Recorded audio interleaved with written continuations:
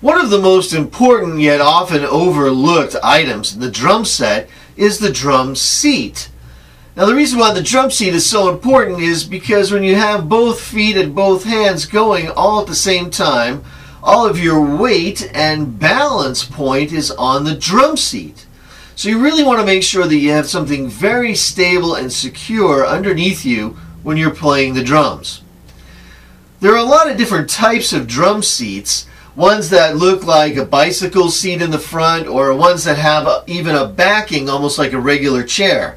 But I prefer just a regular round type of drum seat where I can get my legs free and make sure that I'm secure and balanced when I'm playing.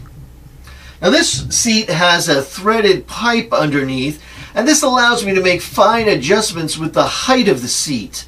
You want to make sure that you can get the seat to the exact height that you want, because that's really going to affect your balance on the drums.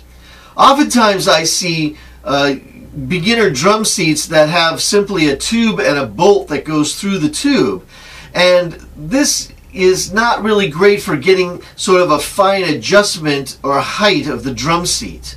And usually, in order to change the drum seat height, you have to take the entire assembly apart, move it to the next notch, and put it all back together again.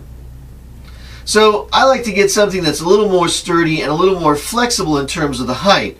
Also, you want to make sure that if you have a young person that isn't very tall yet, that you can get the seat down low enough so that their feet can get onto the pedals of the drum set.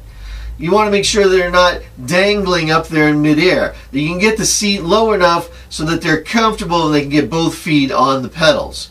Generally, a good starting place is where you can sit down and get almost a right angle at the knee joint from your upper leg to your lower leg, kind of a right angle right there. And you can go for adjustments from there. If you want to be a little bit higher or a little bit lower, that's fine, but I think that's a good starting place. You really want to make sure that you're not up too high or down too low. Now this seat also has a locking collar down here that will keep the seat from turning this way, and also one up underneath that kind of holds the seat and keeps it from wobbling on the top. But I would caution you in terms of locking down or tightening down these things too tight on your drum seat. And the reason for that is that when you're playing the drums, you're creating a lot of motion in your body, and you're translating that motion into the seat. And you don't want to have any metal on metal kind of grinding going on when you're doing that, because you're going to end up doing damage to the seat, especially in the joints of the seat. So I like to have the top piece fairly tight so that it's not rocking around too much underneath me. And then down here I usually leave this kind of loose so that if I rotate in one direction or the other, the seat will kind of go with me a little bit as opposed to fighting me. And then I'm fighting the seat and I'm causing that sort of metal on metal kind of grinding. Okay? So you want to make sure when you go out there to look at drum seats that it has a lot of adjustments, a lot of ability to fine-tune the height of the seat, and also that it's strong and sturdy and stable, and it won't be too wobbly, or even worse, you won't collapse out from underneath you either.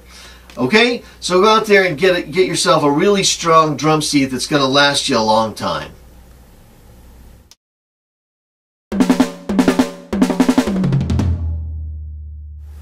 Here we have a simple snare drum stand. It has a tripod base here with 3 legs that fold up for travel and storage. And it will also open out like this to create a solid base underneath the drum. The top part of the snare drum stand is actually quite interesting in that it has these 3 arms here that fold out like this to accept the drum. And oftentimes we call this the basket, where the drum is sitting in the 3 arms here. Now you can adjust the width of the 3 arms, or the basket if you will, by moving this threaded washer here either up or down the center post. So you notice as I move it up the center post here by turning it, the basket now will not open very far. It's a smaller area, will hold a smaller drum here. And then if I have a larger drum, I'm just going to move this down like this, get it to go down a little bit further, and you'll see that it'll hold a larger drum. Now the basket will open out all the way and we can get a larger drum in here. Okay, so We're going to leave it about medium there, just like that. Over here we also have an adjuster that will allow you to tilt the snare drum at any angle that you like. And here, of course, we're going to loosen or tighten this to raise or lower the top part of the snare drum stand. Okay, let's go ahead and put the drum in the stand here. I'm just going to place it in here. And a lot of times what people do is they often make the mistake of tightening down the snare drum in the snare stand too tight. They'll get the drum on here and then go down to the threaded washer here and just keep tightening this and tightening this till they can get it as tight as they can. Well, you know, this is not helping the drum any. What you want to do when you're playing the drum is you want to try to get it to resonate or to sing or to sound really good. And the way to do that is to make sure that the drum is able to vibrate freely. And if you tighten this down on the stand real tight, you're choking off the sound of the drum. So you need to get it in here firmly so it won't fall, but you don't want it too tight where it's really kind of choking off the sound of your snare drum, okay? One of the things you do want to make sure, however, though, is that you do have the arms tight enough so that the rim of the drum here at the bottom is sitting on the rubber part of the foot of the arm here, okay? You definitely don't want it on the metal part of the arm. So you want to make sure that the rim on all three arms is sitting on the rubber part at the edge, okay? So it has to be tight enough for that. And you also want to make sure that underneath you have clearance for the snare wires on the bottom of the drum. You don't want to have it down too far where this center post could possibly go up underneath and damage your snare wires or your bottom drum head. And also, if that would happen, most likely your rim would be sitting out on the metal part of the arm anyway. So a little bit of clearance underneath here. Make sure the rim is on the metal or on the rubber part of the arm, and then you're good to go. Not too tight, but not too loose, and there's your snare drum stand.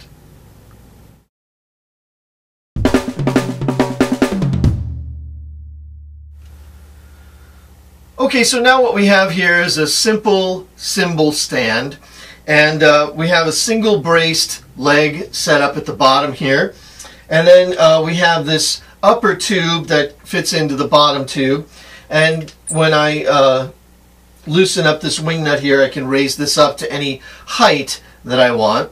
And you can see on the upper tube that there's a piece here, and this is called a memory lock, which allows me basically to remember the height that I like this particular cymbal stand to be at. So when I insert the upper tube, it'll just go down and lock right into place. It'll also keep it in the right orientation as well as the right height. Now at the top of the cymbal stand here we have a tilter assembly. It kind of rotates when you unlock this side. This piece in the back kind of moves. I'll show you a little bit more about that in a minute. And this accepts what we call the boom arm, and this is the boom arm here. And at the top we have where the cymbals are going to go, right into this part between the two felts in the tilter area. So the boom arm goes in to this section here, if I can get in there.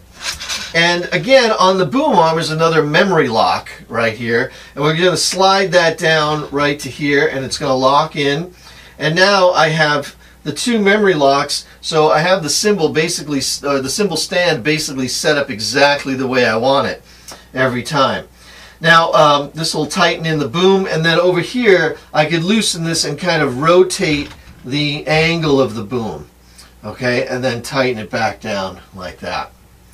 Alright, so then we have the spot here where we're going to actually mount the cymbal. I just brought a little splash cymbal here to put up on here because we're really talking about the stand and not necessarily the cymbal here. Again, make sure that you have the bottom felt, a good protective sleeve on the tilter to make sure that you're not getting any metal to metal contact between the cymbal and the center post of the tilter.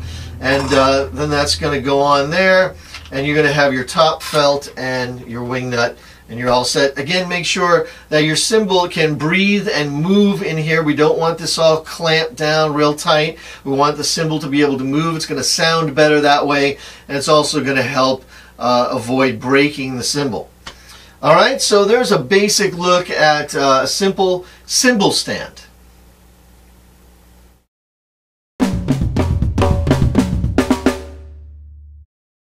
Let's take a look quickly at the different components of the bass drum pedal and its adjustments. Of course, here we have the footboard and the heel plate and the beater. Now, the beater is the device that's going to come up and actually strike the drum when we press down on the footboard with our foot. Okay, we're going to come up and strike the bass drum this way by pressing down. And you can see over on the side here we have a spring, and this spring creates the tension in the footboard. So when we let go of the footboard here, the spring will create the tension that pulls the beater back away from the drum. You can adjust how much tension you want in this spring by tightening or loosening down here in the lower part of the spring down here. You can also do adjustments with the cam up here by moving the connector around on the cam. You can adjust how far up or down you want the beater in this cam in the middle. So there's quite a few small and slight adjustments you can do with the pedal to get it to feel right for you. So sometimes it takes a while to, when you get a new pedal, to kind of get the adjustments the way you like them, and it's always good to kind of experiment with different things because you may discover that there's a new setup that you like better and it feels better for you when you're playing. Over on the right side here, this little piece is the thing that will tighten down the tongue of the bass drum pedal, and the tongue is what clamps onto the hoop of the bass drum. So the bass drum hoop comes down like this and goes underneath the tongue, and then we tighten down here so that the bass drum's kind of clamped onto the bottom part of the hoop of the bass drum itself. Okay. Also, we have a spur that goes through here and through the bottom plate and actually out the bottom here. And this helps to keep the bass drum pedal from sliding forward or you know, pushing the entire apparatus forward with the bass drum and everything, because when you're playing here, you're kind of having this pressure going this way, and you're apt to kind of move the bass drum pedal forward. So sometimes we have these spurs that go down into a carpet, hopefully, underneath the pedal. And we have one, in this case, we have one on each side of the footboard. So really, that's the basic simple part of the bass drum pedal. We also have the cam and a chain here as well. Some of them have straps instead of chains. Some have two springs, one on each side. Also, there are other types of bass drum pedals that have two beaters on one bass drum stand like this, another beater over here that's operated by a satellite foot pedal for your left foot if you're a right-handed player. And this is called a double pedal or a double bass pedal. Okay, we could maybe look into that more deeply in another section or another video. But there you go. There's sort of a simple look at the bass drum pedal. You do want to make sure, I just want to mention that you want to make sure that you do have a drum rug or some kind of carpeting underneath your drum setup that is really for your drums. So if you're setting up, say, in a home and you have carpeting in the house, you want to go out and get another rug or something that you can put underneath the drum setup, because these pedals and different parts of the drum set, they have grease and oils in them that can get out and get onto the bottom and damage your carpeting. So you want to make sure that you do have something in between your drums and you know, the flooring that you want to protect underneath there. Okay.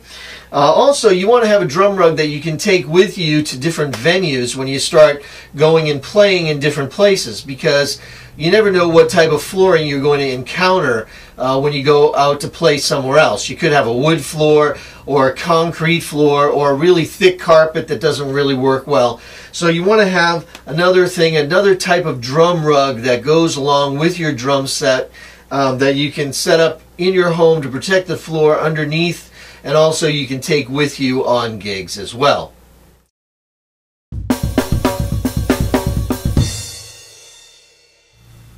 Okay, in this segment we're going to take a quick look at the tom-tom mounting system for this drum set.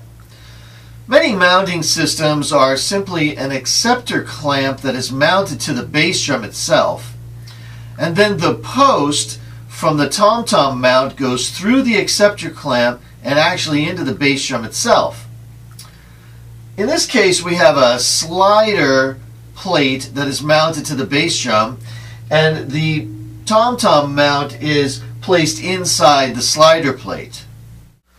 The tom-tom mount has two posts, one for each drum. Simply take the drum, slide it onto the post, and tighten down. Now your system may be different from this, where the post is set up horizontally to connect to the drum. This wing nut here releases the ball joint underneath that allows you to tilt the drum at any angle that you like. To change the height of the drum, simply mount it higher or lower on the post, or you can change the height of the entire mounting system. Keep in mind that your tom-tom mounting system could be different from this one, and the purpose of this video is to give you a basic understanding of the components of the drum set.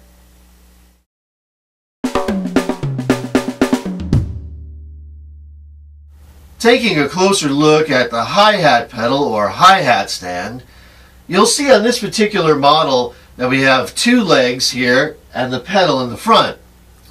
Some hi-hat stands have three legs and the pedal, and you want to see if maybe the hi-hat stand you're looking at will allow the legs to swivel. And this is a good feature because it will help to be able to place those legs on the floor and get them out of the way of other stands that might be nearby, like your snare drum stand or a cymbal stand or a tom-tom stand or a secondary bass drum pedal if you play a double bass pedal.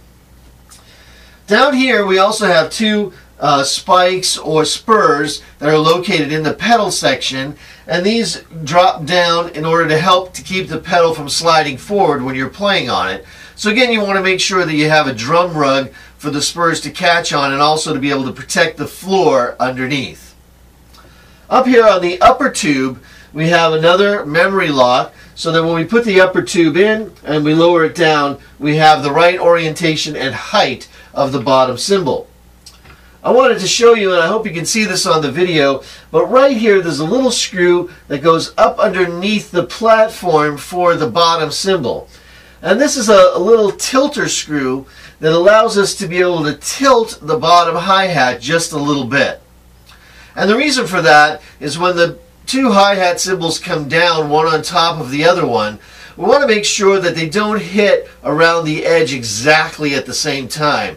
Because if they do, sometimes you don't really get a good sound. You get sort of a vapor lock where all of the air inside the two cymbals is trying to escape all at the same time, and it doesn't really sound very good. You don't get a nice sound when you close the two cymbals together.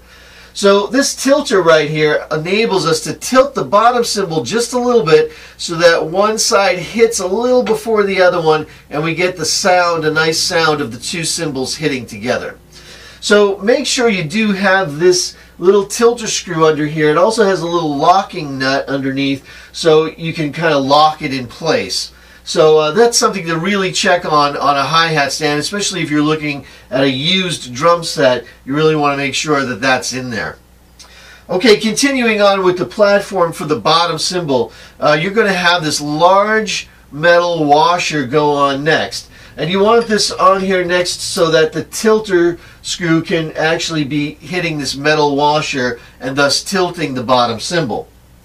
Then you're going to have the felt that goes on, and then the cymbal is going to sit on that felt. So let me sort of lock this into place here so we're secure, and then we're going to put the cymbal on. And we've seen this, of course, before. when we talked briefly about the hi-hat stand. But you can see here how maybe it's creating a little slight angle of the bottom cymbal, and that's what we're looking for. Okay, let's look at how we put the top cymbal on there inside of this mechanism called the clutch. Now I've taken most of the pieces off the clutch here so that you can see it a little clearly, or a little clearer, and you see that it has these two threaded washers on it, and I hope you can see the orientation of these washers. This has a flat edge going toward the bottom, and this has sort of a flat edge going toward the top. So they're kind of going opposite each other, with the thicker or flatter edges away from each other. Okay, so these are the first two things that you're going to have on the clutch. This one goes up, and then this one comes up right next to it. And you'll see in a moment what we're going to do with these. Okay, so those are the first two things that go on, and they look like that. And then we're going to have a felt.